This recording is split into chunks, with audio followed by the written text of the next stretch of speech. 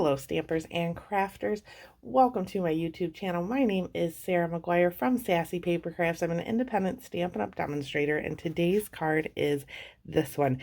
It's a fun fold using the Fresh as a Daisy Designer Series paper. Love this card. Cannot wait to show you how to make it. But first, before we get into that, let me show you this beautiful paper. All week long, I've been talking about Designer Series paper. The Fresh as a Daisy Designer Series paper is a 12 by 12. This is one of the sheets cut down, and you get these cool, like, card base fronts. We're not going to be using those today. I cut all my Designer Series paper down to 6 by 6. It's just easier for me. This is the page we're going to be using today. And then it has all these other beautiful, beautiful images in it. So I wanted to show you that paper. But if you want to see how to make this specific card, please keep watching. So we're going to start this card by folding my card base down. All the measurements and supplies for this card are on my blog. Just click that first link in the description of this video. It'll take you right to this blog post. So this is our base. You can see it's kind of cut off here. That's on purpose. That's so we get to see a peek of that pretty paper. And now for this card, you can use any paper you like. I chose the Fresh as a Daisy paper just because I loved the colors so much. So let's first create the inside. And I'm going to be using the Something Fancy stamp set for our sentiment. So I'm going to be using the Grateful for the Everyday Magic of You stamp and the Thank You stamp. Get those out, put those on some blocks.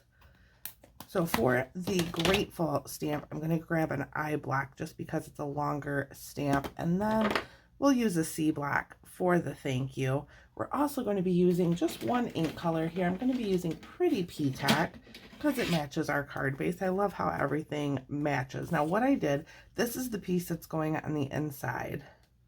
And the reason I'm stamping first is in case I mess up. Paper has two sides. If I mess up, I can just flip this over and try again. No waste here. This is a no waste zone. So I'm just inking up my Thank You stamp. And this is just kind of a rough placement. I'm going to put it about there. Perfect. Didn't mess up. We don't have to redo it. Oh, I don't want to put that away yet because I want to stamp on our label. So I used the Something Fancy dies. I'll show you those. These are great dies. Even if you don't like the stamp set, these are just wonderful dies to have. They're all labels. And there's a couple little flowers here. And this punches out a tag. So you can make gift tags using this. This is just a great staple die set. Love it so much. So for the card, I used the largest one of these. Whoops, dropped it. But I used the largest one of these. I've already die cut it out. We're just going to be stamping the Grateful for the Everyday Magic of You on that piece.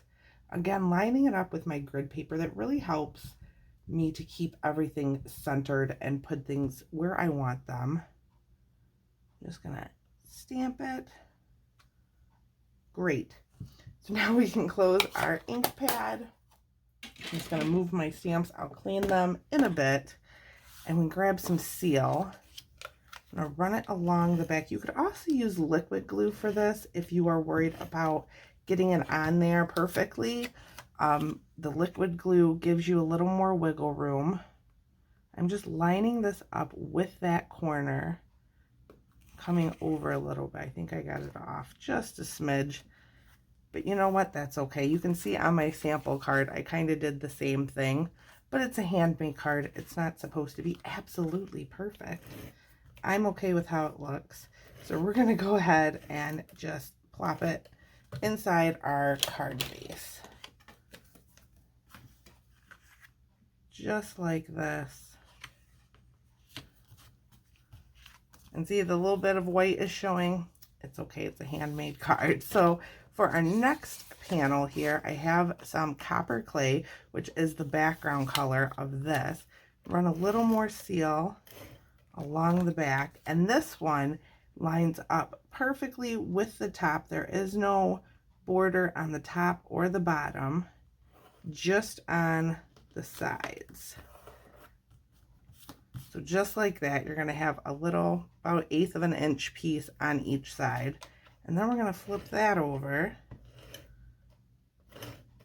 and put it on our basic white panel, which I've embossed with the Distress Tile 3D embossing folder.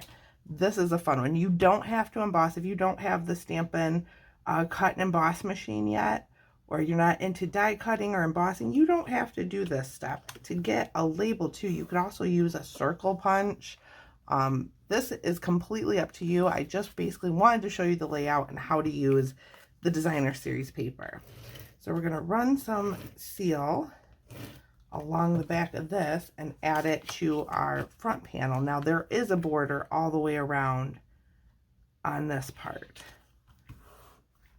All the way around there's a border. So now I'm going to grab some dimensionals. I want to be careful and not put dimensionals on that back half. So what I'm going to do is I'm going to grab 3 and just have them on me. I'm going to flip that over and make sure to stay towards that side, because if we go too far, it's going to stick down here and we don't want that. Then you can't open the card.